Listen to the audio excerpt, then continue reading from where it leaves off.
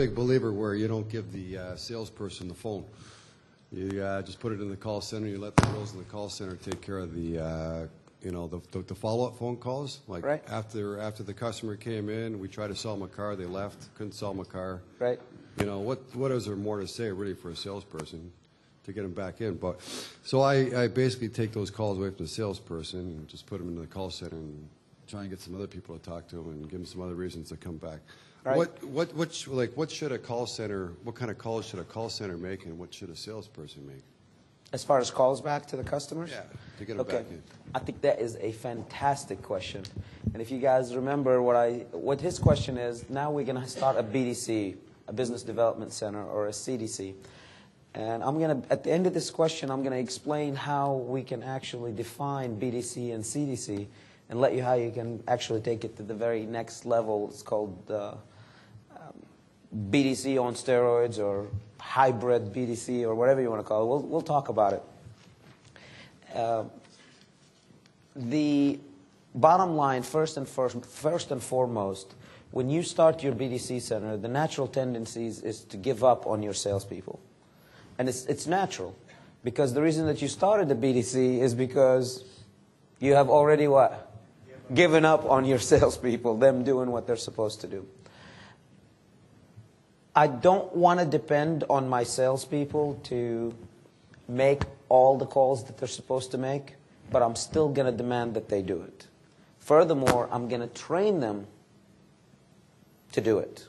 I'm going to coach them into doing it.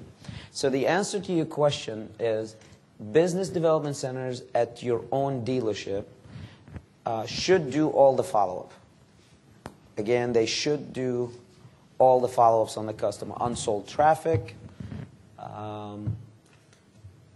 fresh leads, service customers, all that good stuff. And by the way, that's not the only thing business development centers need to do, which is, call previous customers, because they'll go out of business really quick. You still have to feed them a bunch of leads.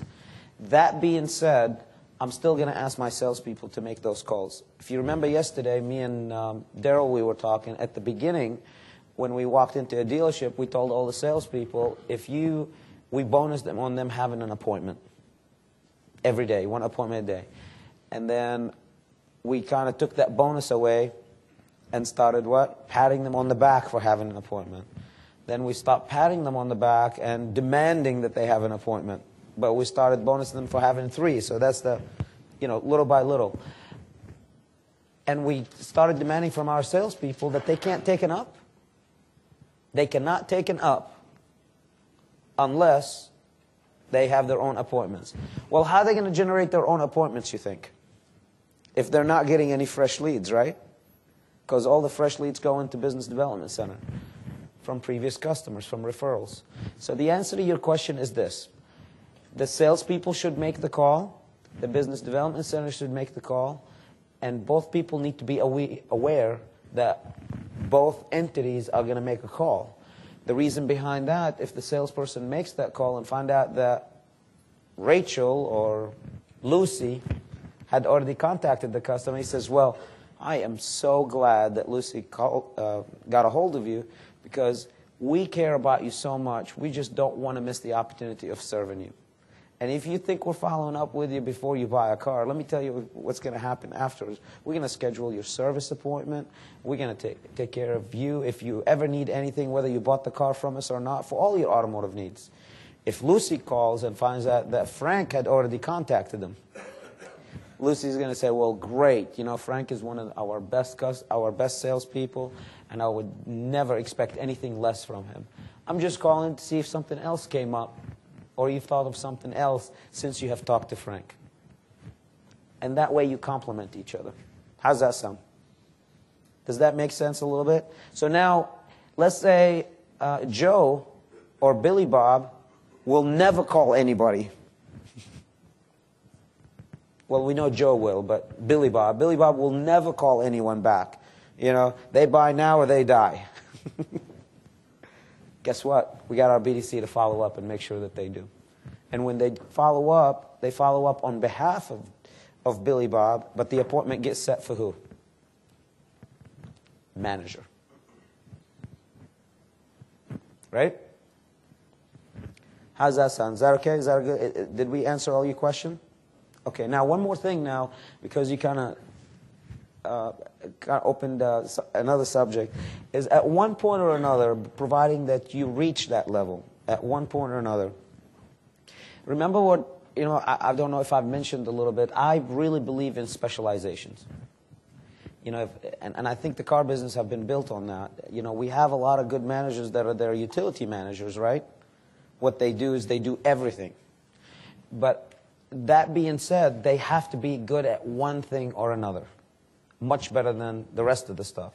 So what we did when our business development center kind of grew very, very big, what we have decided to do is we're going to have separation in that business development center. So we had some people that were responsible to answer calls and make calls for branding advertising. Now, the branding advertising is what? Everybody? What is branding? Anything that you talk about and your dealership name is what? Attached to it. And then we had some other group of girls and guys to do nothing but what? Blind, CDC. And that's where business development and customer development, you can mix, you know, take them back and forth.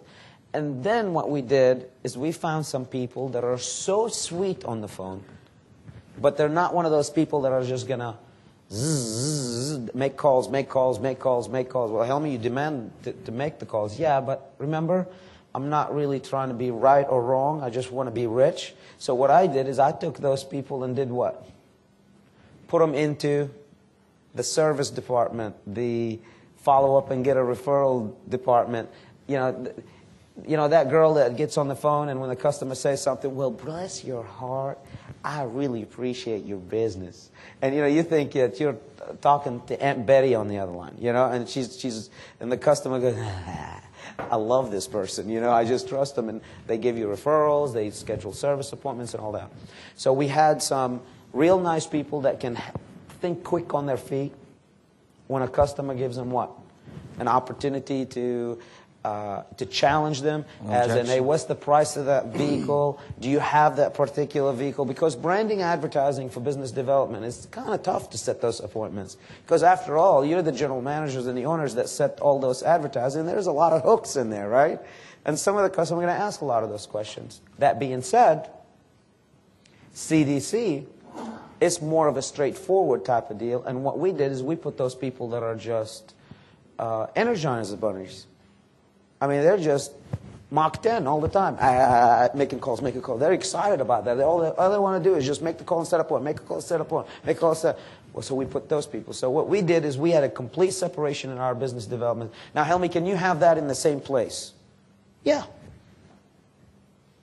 But you four peeps are for business development. You four peeps are for customer development center, which is CDC, and you two peepettes and peeps are what?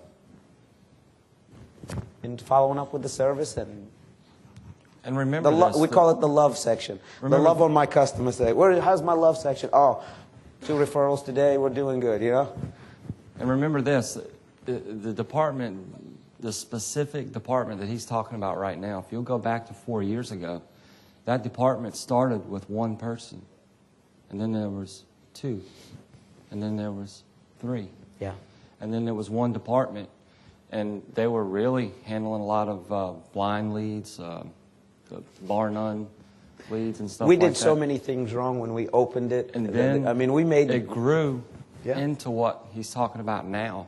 And, you know, then we could specialize. Then we could put people with their strengths and their weaknesses. Like remember when we used to ask our girls to work 14 hours a day? And, you know, 14 hours a day, they worked more hours than the salespeople. And we wondered why we couldn't build that department fast enough. And then we figured out that, you know what, sooner or later, those girls are they're just going to get burnt. There's not many of them are wired for that. I tell you what, they made a lot of money. Their future was bright. That we made a huge impact in their life, and I'm very proud of them. And to this day, they're still doing business development and very, very successful at it. Extremely successful at it. I mean, think about it. Some of our business development reps were making $6,000, $7,000, $8,000 a month just out of setting appointments. That's insane, Helmy. Okay, I'm insane. I walk in my dealership on any given day and I got 70 appointments. I walk on any given Saturday and I have 100 appointments. Who's insane? Now, you don't want to give them $8,000 if they have 3 appointments a day, okay? That usually doesn't work. So it's incentivizing them.